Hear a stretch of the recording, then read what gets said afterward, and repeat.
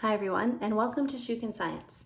In this video, we'll talk about the role of the dermal, ground, and vascular tissues in the shoot and root systems of vascular plants.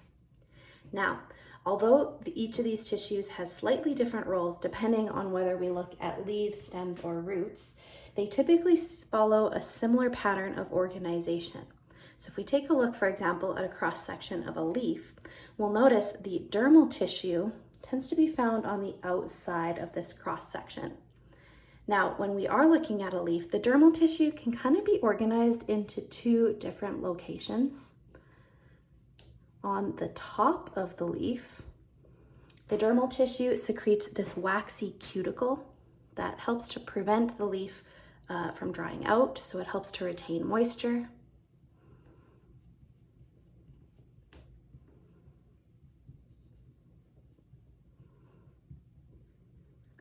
And its waxy-like nature also helps to protect against infection. It's harder for bacteria or viruses to penetrate that waxy layer. Now the cuticle is mostly found on the top of the leaves because of course that's where the sun's rays are directly beating down, is from the top. So it makes sense it would have the thickest cuticle on that side of the leaf. The underside of the leaf does secrete this cuticle as well. However, we find additional structures on the bottom of that dermal tissue known as the stomata. And the stomata are basically these little pores in the underside of the leaf that allow for gas exchange.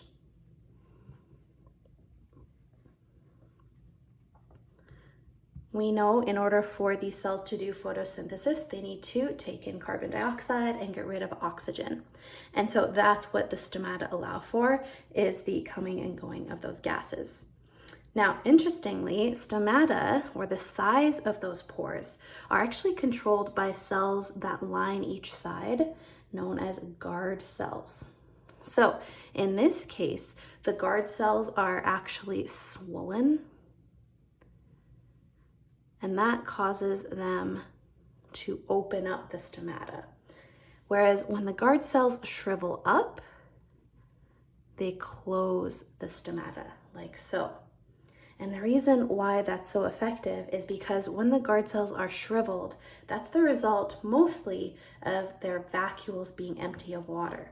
When they lose turgor pressure like that, they basically shrivel up and close or block those pores, and that prevents gas exchange from happening.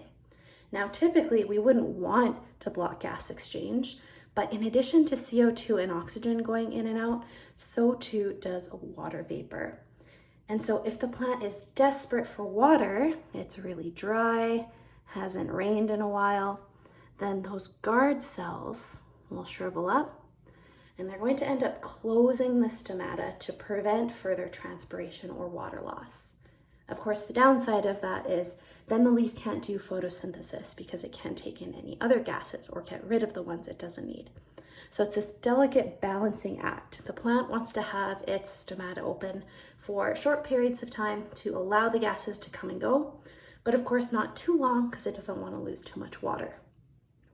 And this is also why stomata tend to be found on the bottom of the leaf, because again, if the sun's rays are kind of beating down on top of it, by placing them along the bottom, it decreases the amount of water that's lost. Now, some types of plants have adaptations that actually allow them to open and close their stomata at night. We call those CAM plants, and those are often found in deserts. So in regions where the daytime temperatures are just way too high, then plants can actually close their stomata in the day, open them at night, take in all the CO2 that they need, and store it in these pockets of spongy mesophyll tissue. So that's the dermal tissue. Again, always the outermost layer found in any cross-section. The middle portion takes up the majority of the plant, and that is known as ground tissue. And similar to dermal tissue, there's actually two different varieties of ground tissue. And now don't let the name mislead you. Just because it's called ground tissue doesn't mean it's literally only found in the ground. Remember, each of these tissues are found throughout the plant. Now, The ground tissue consists of mesophyll cells, specifically the palisade mesophyll cells.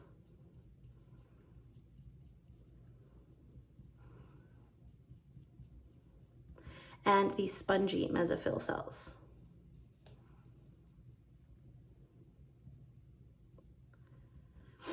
Now the palisade mesophyll cells you'll see kind of stacked here in more of a brick-like arrangement just beneath the top of the leaf. And palisade mesophyll cells are where we're going to see the highest concentration of chloroplasts. That's because the primary role of the palisade mesophyll is photosynthesis, and lots of it. So again, it makes sense that they're found at the top of this structure because that's where the sun is coming in. And of course, we know sunlight is required for photosynthesis.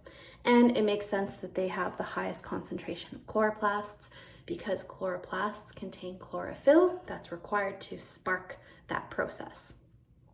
Now, the spongy mesophyll, they do also contain some chloroplasts, just not in as high of concentration as the palisade cells. So some photosynthesis can take place here. Mostly though, the spongy mesophyll, with all these pockets in between them, they help to trap gases.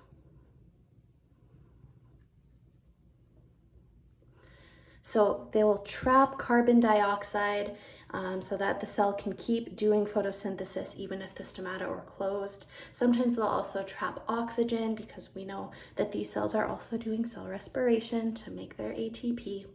And so the spongy mesophyll sits just below that palisade layer of cells, and it really just acts to trap those gases for later use. And then lastly, we have the vascular tissue or the vascular bundle. It too can be divided into two different categories, the xylem and the phloem.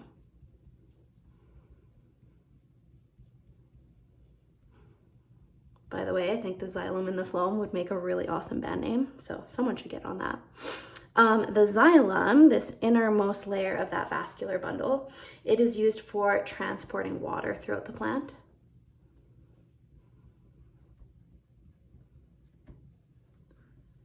Whereas the phloem, it is also used for transport, but instead of water, it tends to move mostly glucose, sugars, other carbohydrates, and nutrients throughout the plant.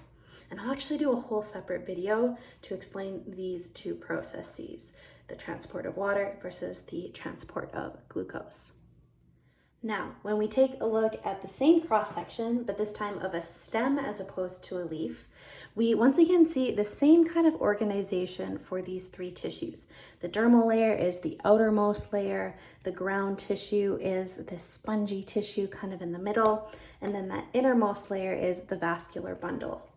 And the dermal tissue and vascular bundle have similar roles in the leaves as they do in the stems. So the dermal tissue in stems, again, serves as a protective layer.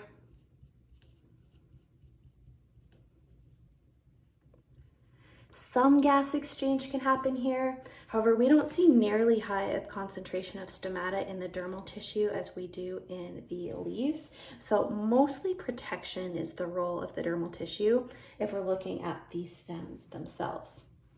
And then again, the vascular tissue role really doesn't change throughout the plant. In the stem, the vascular bundle also serves for transport, with the xylem transporting water and the phloem transporting food or glucose. The real difference here in the stem comes down to the ground tissue. So yes, the ground tissue still has cells with lots of chloroplasts, so it does in fact do some photosynthesis. However, this is also a location where we can see carbohydrates be converted and stored in different forms. So the ground tissue in stems can also act as food storage.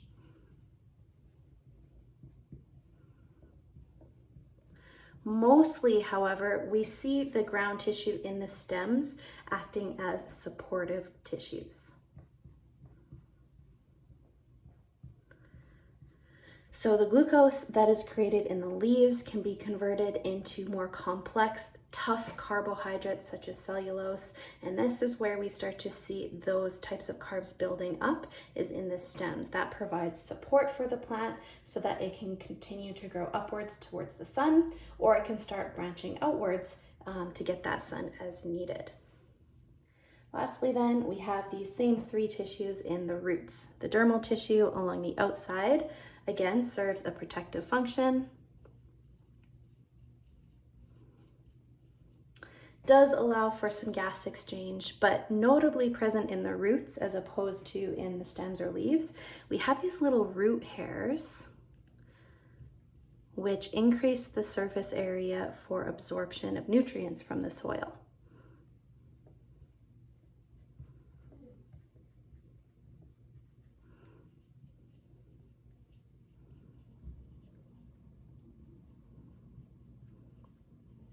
So this makes the roots really good at taking up water and other nutrients from the soil.